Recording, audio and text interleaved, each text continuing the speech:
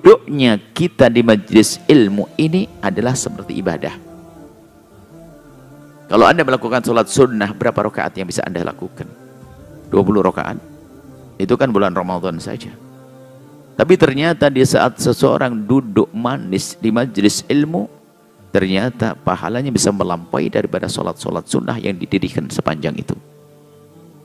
Karena dikatakan dalam menuntut ilmu ada makna agung, yaitu tafakkur, merenungi. Sehingga dengan inilah tahu bahasanya itu haram, harus kita hindari. Kita dengan menuntut ilmu tahu itu kebaikan harus kita lakukan. Sebab ada orang yang karena kebodohannya dia berbuat baik, tapi tanpa sadar juga dengan maksiat. Dia berbuat baik tapi dengan maksiat.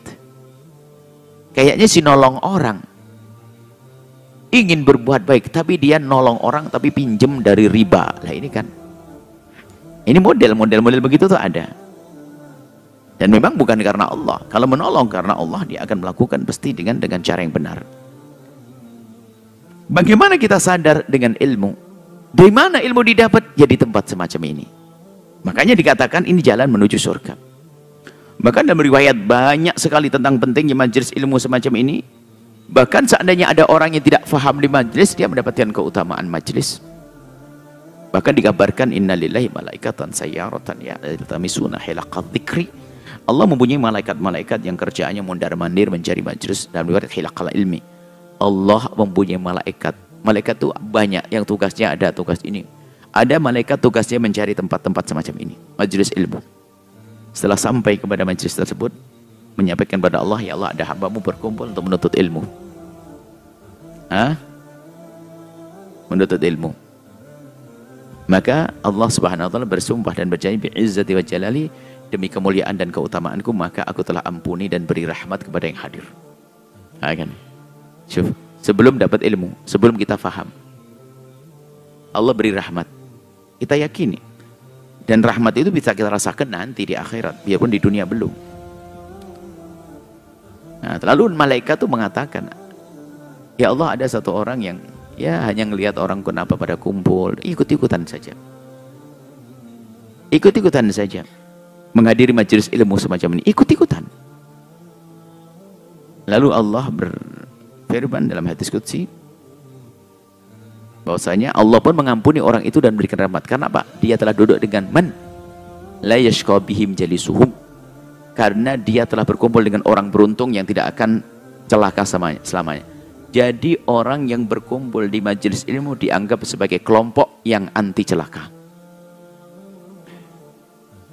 Sehingga siapapun yang nimbrung bersama mereka akan beruntung bersama mereka. Itu loh. Jadi kita itu berkumpul ini sudah istimewa. Maka berbanyaklah majelis-majelis semacam ini.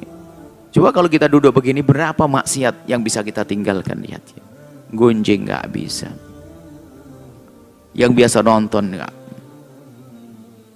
Banyak kebaikan yang bisa kita lakukan di tempat semacam ini. Maka yakini ini kebaikan. Sehingga para kekasih Allah itu membawa ke tempat seperti ini bukan saja yang gede. Bayi orok pun kadang dibawa. Ke tempat menuntut ilmu, bayi. Kita tidak pernah terganggu dengan anak-anak kecil yang datang. Dan kita menemukan sebagian masayah itu bayi yang baru lahir pun dihadirkan di majelis supaya mendapatkan doanya tadi. Mendapatkan keberkahan majelis. Didatangkan anak-anak kecil. Memang akalnya belum paham, tapi rohnya mengerti mereka. Begitu pentingnya majelis ilmu, duduknya pun sudah mendapatkan pahala dan rahmat. Maka kalau ada orang buta dan tuli hadir ke majelis ini pun dapat faedah. Biarpun dia tidak faham, karena telinganya tidak mendengar dan dia bisa melihat. Tapi ketahuilah rohaniat Allah akan berikan ke dalam hatinya. Jadi berbanggalah yang bisa duduk di tempat yang semacam ini, bersyukur dan nikmati. Kemudian ajak orang lain. Ajak orang lain untuk bisa menghadiri tempat semacam ini.